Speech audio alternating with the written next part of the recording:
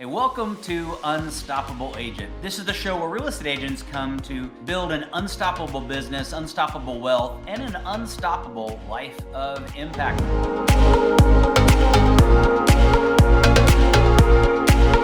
I think that going into a place and being able to relate to people where they are and understand some things about structural carpentry maybe, or a little bit of electrical and plumbing and things like that, and that really helps. But overall, that, like I said, just listening to people, loving people, seeing the need and meeting the need.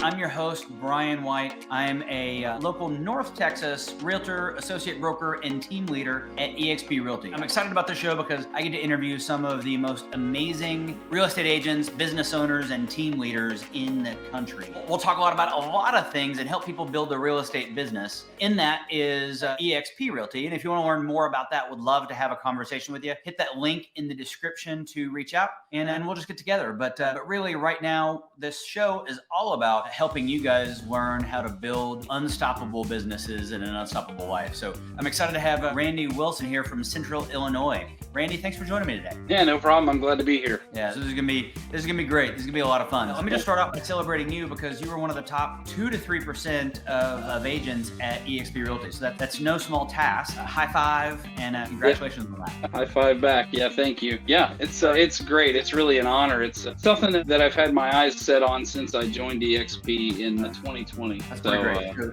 And here we are. I think we all enjoy awards, but the thing about the Icon Award is that it's not just a trophy, but it comes with some financial incentives too, which makes it a pretty great package. Yeah, it does. It's pretty awesome. EXP's great. Love this company. Tell us about you. How'd you get started in real estate? Tell us what made you get into this crazy business. Sure. Yeah, I was actually an insurance agent for about 20 years, and decided to get out of that and get into law enforcement of all things. I was a police officer. Started volunteering, and then I went part-time and full-time. And at a certain point in law enforcement career, I realized that I'd hit a ceiling and about as far as I could get. And I was talking to my late friend Josh Kilpatrick, who was also an Icon agent, and he said, man, why don't you just give it up and come sell real estate? I've been bugging you about it for long enough, just make it happen. And jumped in, and the first year I just killed it. And I've had other agents tell me, I'm built for this job, and I really think I am. That's awesome. And you know what? So a couple of things there. Number one, we don't get shot at nearly as often as law enforcement officers. I'm not gonna say it doesn't happen as a real estate agent, but no, yeah, but not nearly as frequently. Yeah. And it's interesting how often we get a lot of teachers and officers that have a lot of success in real estate. I don't know if that's because they're servant's heart, they're focused on others, but whatever it is. So that's a common trait. So you finally succumbed to the pressure to get started in real estate. And you mentioned your friend, so he was an Icon agent. So did you get started at EXP? Was that your start in real estate? No, I actually started at another brokerage, a local brokerage, regional brokerage around here. And we had we had formed the team, the Bold Group real estate team. And we had talked about leaving and going to another brokerage. And he told me about EXP, and he was talking about the commission structure and all the benefits if you reach Icon. And I'm like, this can't be real. It just can't be it. These brokerages don't give that much to their agents. And I tell you what, it's been awesome since we've joined. Right on. That's terrific. I love it. Let's talk about your business because you've built an impressive one. So tell us, what's your superpower? Like, where does your business come from? I base my business on relationships mainly. If you're going to have friends, you got to be friendly, right? It's that book that I started way back in sales when I was an insurance agent. My original mentor in that gave me a book. It's called How to Win Friends and Influence People. Yep. And it just talked about just caring about people. Don't have an agenda. You want to sell a house? You want to buy a house? No, you just be cool to people and love people and let them know that you're there. And if they need it, they'll get a hold of you. Yeah. And another thing I want to add to that, it's about having knowledge. My history when I was younger, I worked a lot with my hands, and the law enforcement thing really helps a lot with some of the knowledge that I gained. And I think that going into a place and being able to relate to people where they are and understand some things about structural carpentry maybe, or a little bit of electrical and plumbing and things like that. And that really helps. But overall, that, like I said, just listening to people, loving people, seeing the need and meeting the need. Yeah, that's great. I agree. It would be super valuable to have any of those skills. Now, I'm not one who does, so completely not handy at all. YouTube, Brian, YouTube. That's exactly.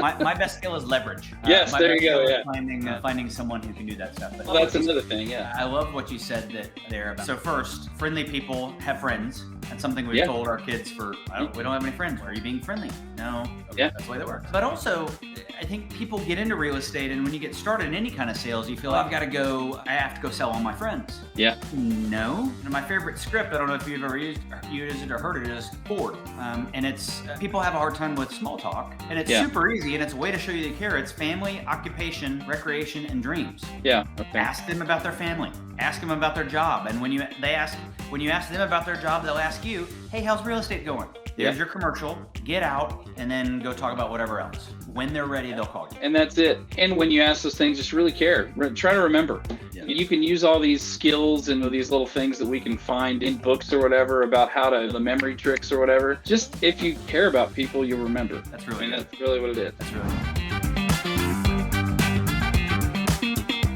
So you're a relationship guy, but how did you, so day one when you got started, you already have friends, but what did you do about it? So I think a lot of people think they're relationship people, but they're like, I don't know how to, just because I know a lot of people, I don't know how to go turn that into a business. So what'd you do? Yeah, basically social media was a huge part in the success of my business. Plus I knew a lot of people liked me. That's a big important thing. You got to have people like you. You can know a lot of people, but if they don't care for you.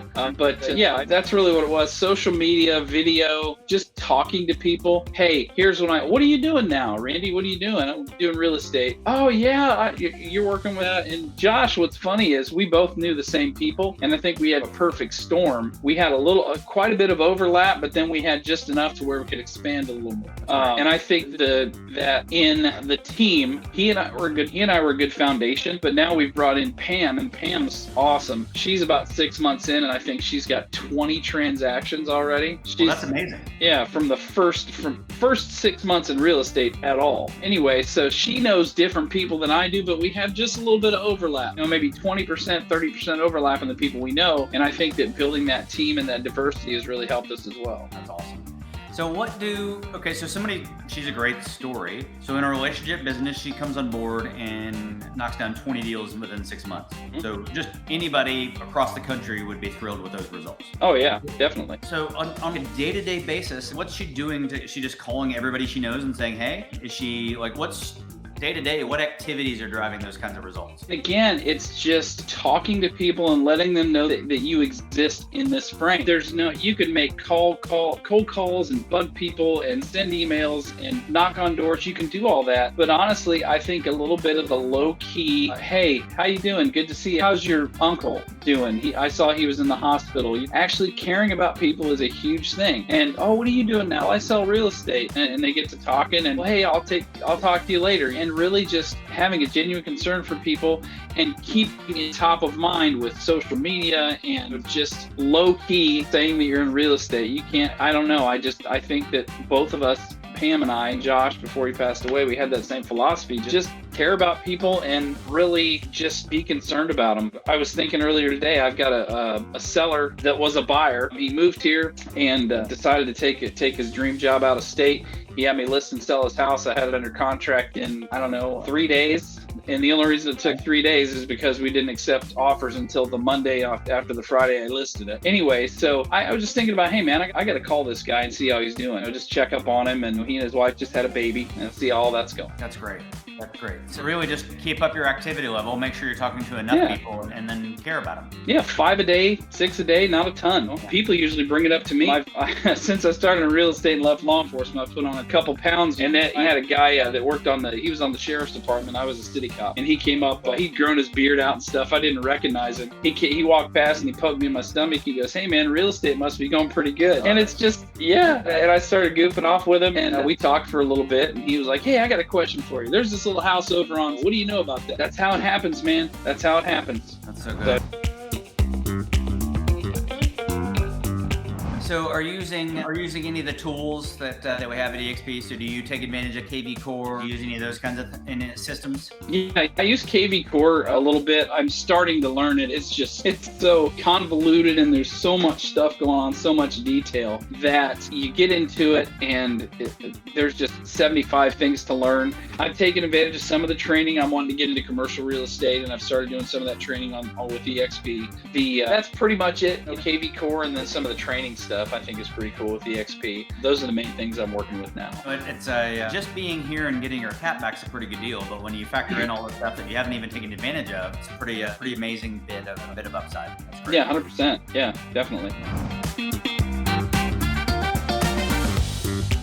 Is there anything else you wanted to share? Are there any parting comments that you want to leave our audience with? Yeah, 100%. It's funny that you mentioned that because I was just getting ready to say it. You, in this business or in any business, as a matter of fact, you really have to understand, number one, your limitations, and you have to understand your strengths and your weaknesses. Build on your strengths, strengthen your weaknesses when you can, and understand your limits. One of the things I always tell people who are getting started in any business, I was a business insurance guy for a little while, and I'd have a lot of people come in, hey, I'm thinking to start in this business or that business. Can you give me some advice? Because I've had a couple side businesses that have been fairly successful. And they said, what's your advice? And I give them the whole thing. Hey, talk to 5 people a day, get business cards, hand them out, give your phone number out, post on social media, blah, blah, blah. The big thing is you've got to know where your expertise ends and what your limits are. But build that up. Make yourself better every day. Read great people, learn from great books and great podcasts and things like that. And you can work your butt off and you can get all that business and you can get all those people to call you. But really, after you do that, don't suck.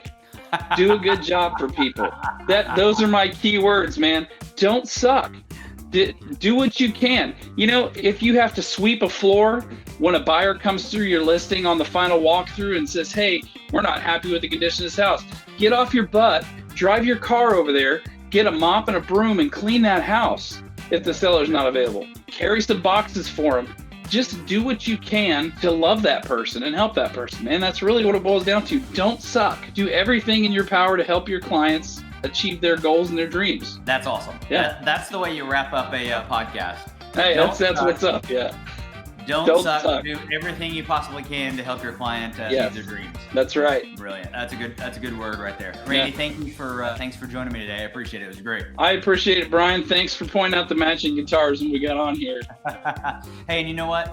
We'll include this in the description as well. But Randy is in Central Illinois. You told me it was in, I can't read it. Knox County. Knox County. Yeah. It's in Knox County, Illinois. So, folks, if you're watching this and you've got clients moving, or maybe you're moving to Knox County, Illinois, then Randy, as you can tell, he doesn't suck. He will not suck, and he will take great care of you. Yeah, I try not to suck, man. We'll give you a way to contact him, and he'll take great care of you. Thanks, Randy. I appreciate it, Brian. Take care.